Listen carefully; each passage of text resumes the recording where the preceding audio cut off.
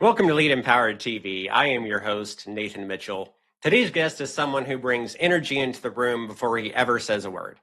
Russ Hedge is a husband, a father, and a Christ follower who genuinely loves people, and you can feel that in everything he does.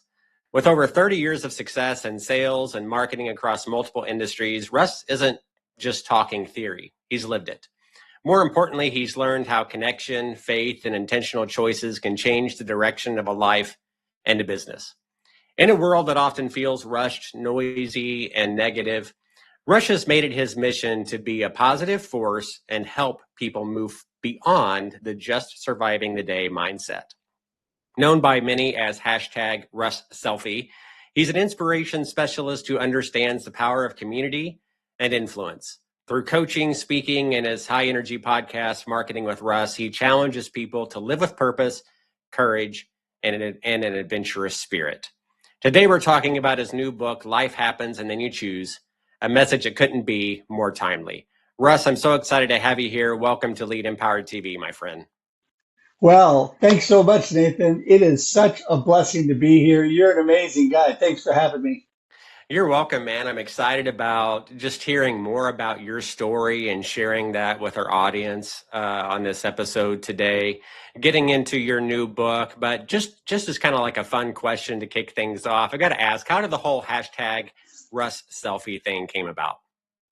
Well, it's interesting because I was on a family vacation probably 8, 10 years ago, and I was trying to take a selfie of my family on the Washington. We were right at the Capitol and taking the whole park behind us, with all that stuff in Washington, D.C.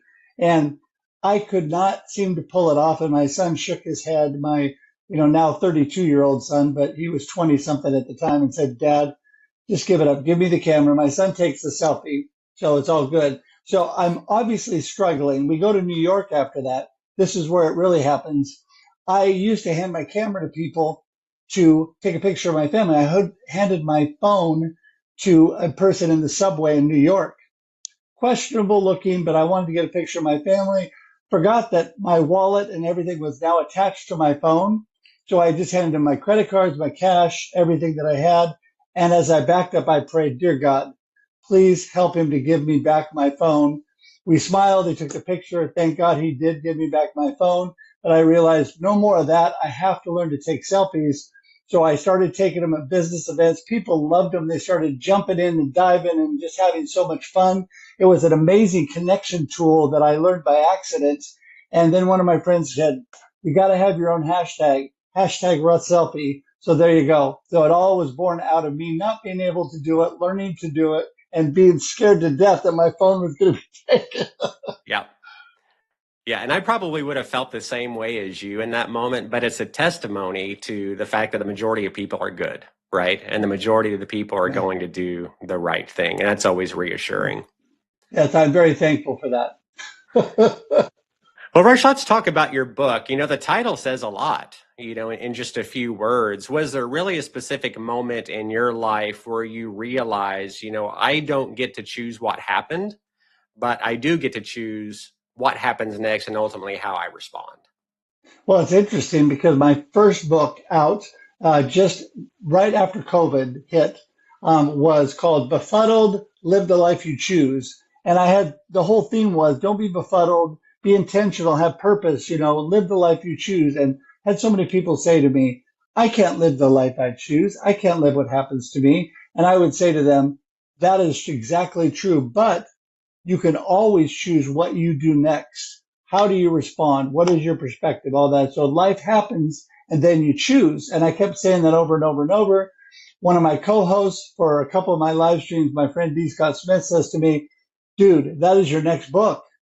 Because you say that all the time. Life happens and then you choose. And so that's where it was born out of. And really, people saying that to me really helped me to shape my philosophy that that's true. We can't, and I always believe that, we can't affect very much what happens to us. We can affect our environment and where we go, and where we put ourselves, because that's going to make a difference. But things are still going to happen every day of our life. Life happens, then we get to choose. And it's just important what kind of perspective we have. Yeah, and sometimes that's easier said than done, right? But I also Most know times. that, but I also know that you're a person of faith. You know, you're a Amen. Christ believer, and you know a lot of that ultimately drives who you are and how you manage adversity at the end of the day. You know, in the book, you talk about intentional choice as like a daily practice, not a one-time decision. What does that Right. actually look like, you know, when life feels heavy and faith feels fragile? And I know that you've especially experienced that on a very personal level with your battle with cancer and having the opportunity to overcome that. Uh, Yeah. so share that story a little bit with us if you don't mind. Well, yeah. I mean, life does get heavy sometimes. You're right, and it is without God. Wouldn't be able to make it. I mean, I don't know how people make it. There was a time in my life where I did not have Christ in my life. And in that time, I did have issues and it was a struggle to deal with them. And so life still gets heavy no matter whether God is in your life or not. It's how you deal with it from there and holding on to the Lord's power and strength in your life that really makes a difference, I believe. But when life gets heavy, when I was diagnosed with cancer, it's been a crazy, crazy ride, Nathan, because I started with what we thought was a wart on the bottom of my foot that became stage 2A melanoma, that they did surgery and had to remove a big chunk of my foot and rebuild it with plastic surgery. Then found that it had metastasized to my groin and there was a tumor in my groin and the lymph system. So now it was stage 3A. And now I had to go through cancer treatment. Really struggled with a lot of the cancer treatment, immunotherapy. The drugs didn't really agree with my body and started shutting down organs on my body. And then we thought we got it with surgery and treatment, only to find 10 months later it comes back and now I'm stage 4. It's metastasized to my lungs and my brain. And so it's been a crazy ride. And through all that, holding on to God and believing and keeping that good perspective. Every day life happens to me. Sometimes it's up, sometimes it's down, but I'm always holding on to God and believing for good things and keeping that good perspective, believing that there's hope on the other side of what's happening to me because my circumstances don't define me. How long of a process was that for you, Russ? I mean, how many months or years were you in treatment? And It's been about 3.5 years. And as of my last scans, which were in October of 2025, I was declared no sign of disease. And the amazing blessing and praise God for that came through last year, 2025.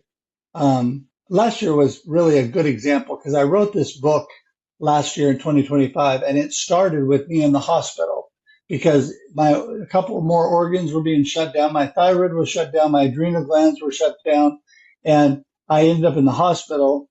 And then fast forward 10 months and just trusting God because we had to pause the treatment. It was the treatment is what was doing this to my body. It was killing me faster than the cancer was. So we just prayed, believed, trusted. 10 months later, cancer gone, no sign of cancer. So that is a good testament to if you hold on, you have hope and belief, good things will happen, right? And sure, that doesn't mean some more bad things won't happen in my life because good things and bad things are going to continue to happen every day right. of our life. Life happens and then we choose. You know, one of the things I love about your book is you take real life stories, you weave in biblical insight.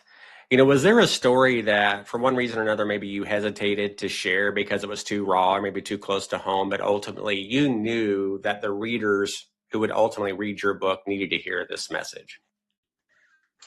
Well, I got to be honest with you. I don't think that I intentionally uh, did not include any story. What I really tried to do was I prayed through the process and I asked God to just reveal things to me that were important.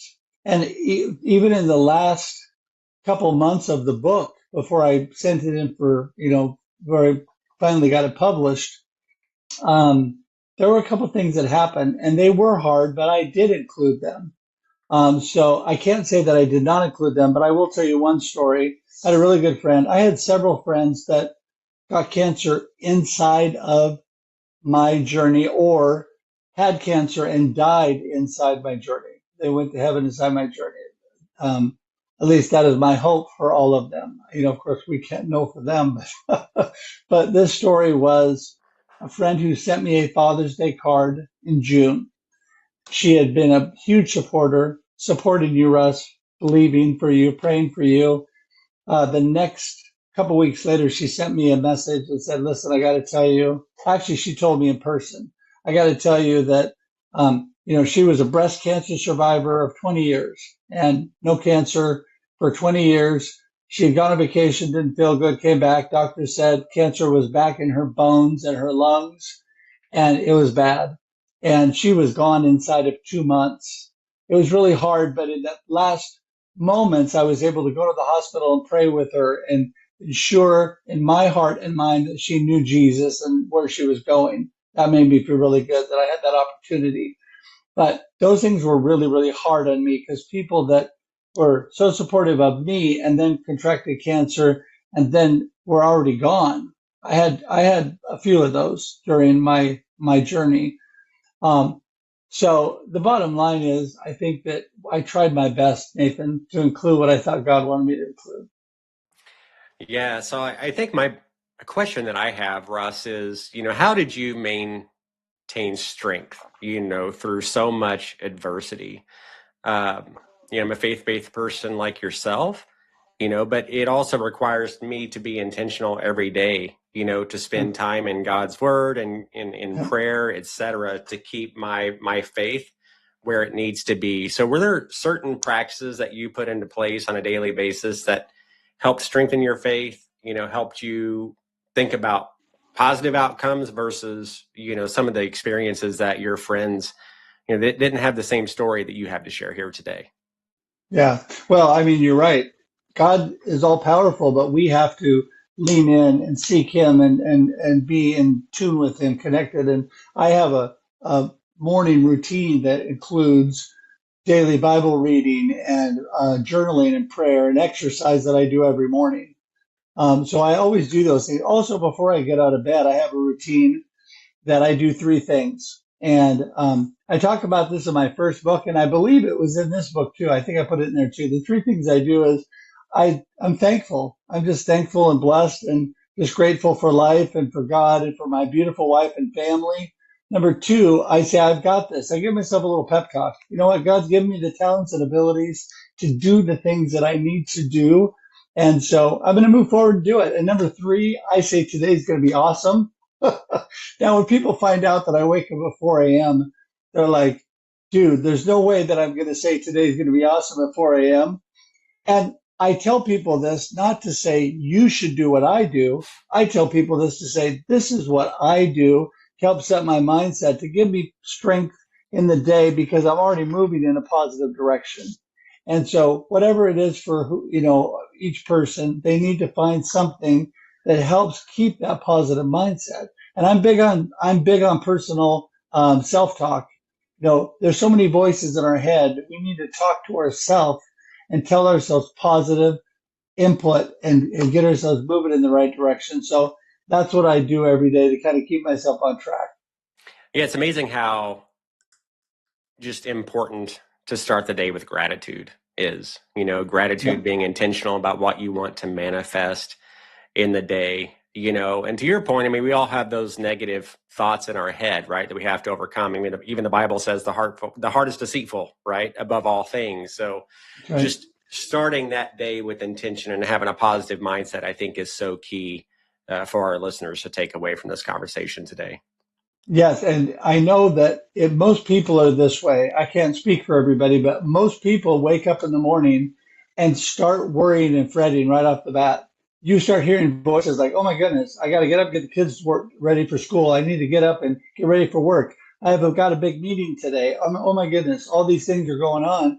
So instead of letting the negative voices drive the narrative, why not flip the script and start telling yourself good things, positive things?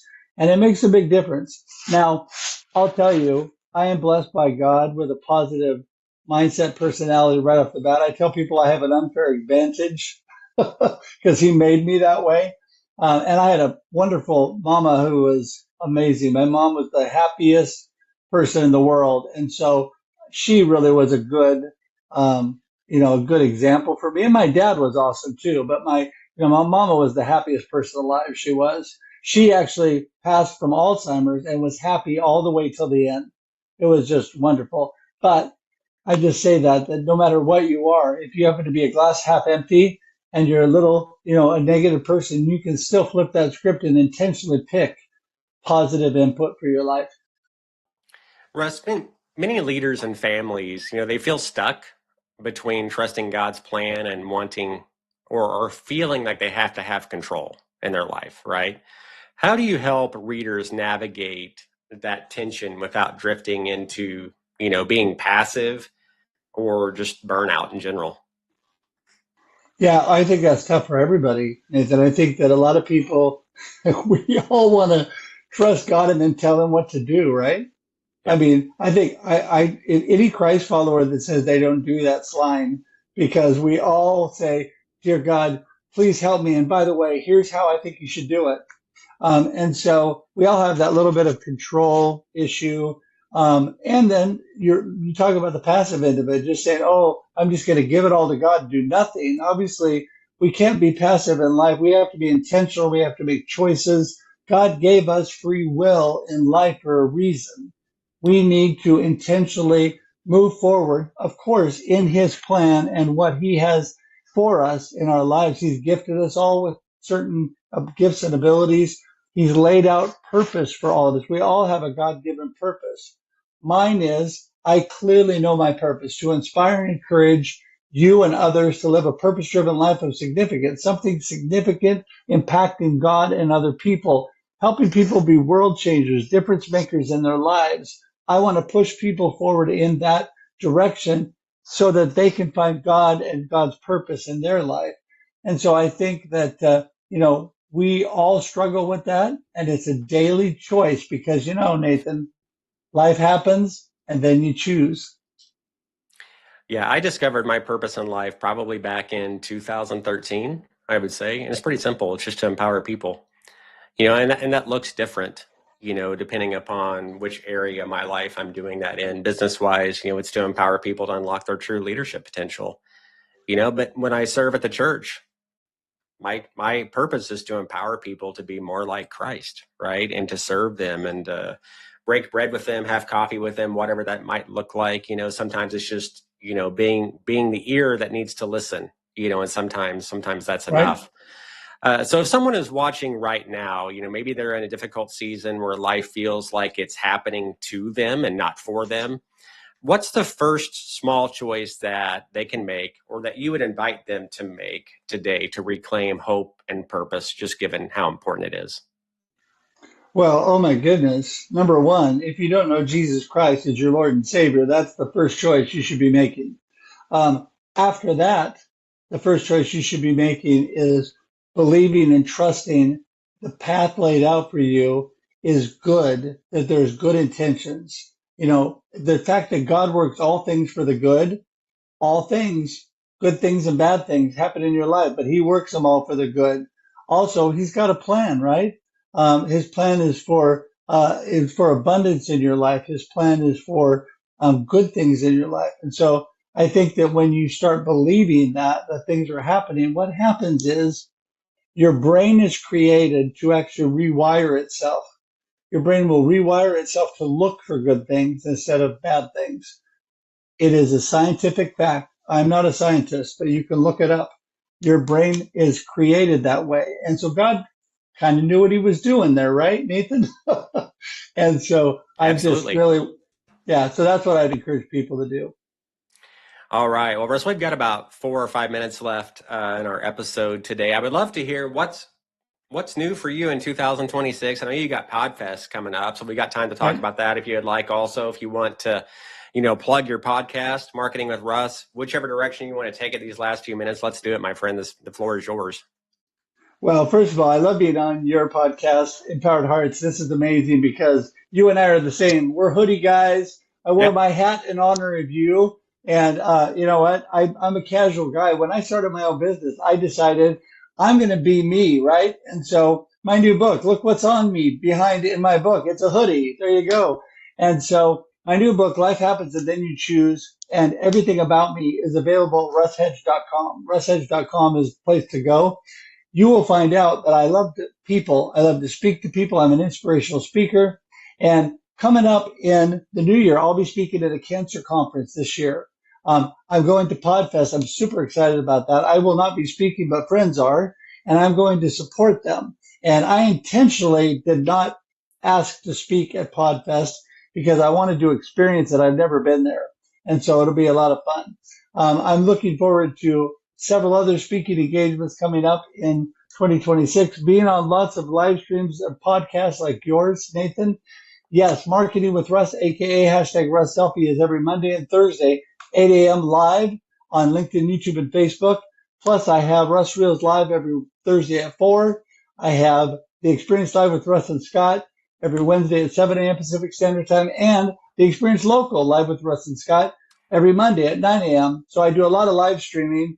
And on Instagram, we have the Experience Backstage, which is 6:30 a.m. Pacific every Wednesday. So I do tons of live streaming. Yes, everybody, that is 6 a week. I'm able to do that because of my amazing teammate, Ever. She is amazing, and she works with me and enables me to do all these things. So I have that in front of me. So I love to speak. I love to live stream.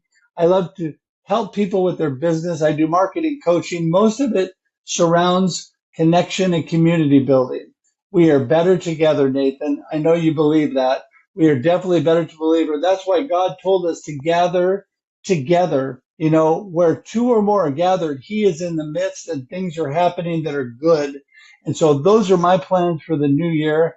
All kinds of other stuff mixed in with that, but I'm really excited for 2026 and I'm feeling healthier and ready to go. That's great, man. Well, thank you so much for showing up as your authentic self. I love here you are. We're complimenting each other, right, with our hat and hoodies. And I was laid off from a job in June and became a necessity entrepreneur again. I'm like, you know what? I'm going to show up as my authentic self this time. And I think people want that Yeah. in this day and age. And I think it helps us stick out in a good way, authentically. And I also think people, find it more trustworthy at the end of the day as well when we show up authentically. So thank you for doing that. You bet. And I 100% agree with that. Well, Russ, this has been such a powerful reminder, that while we cannot control what life throws at us, we always have a choice in how we respond. And, I've had the opportunity to know you through the Hounds of Business community now, I think for a couple of months, and your heart for people, your faith, and your message of intentional, living really comes through, not just in the book, but in the way that you show up every day in your daily life. So thank you so much, my friend, for your story, for your wisdom that you've shared with me and our listeners, and ultimately your encouragement. And friends, life happens and then you choose. Let's make sure that we choose well. Have a great day.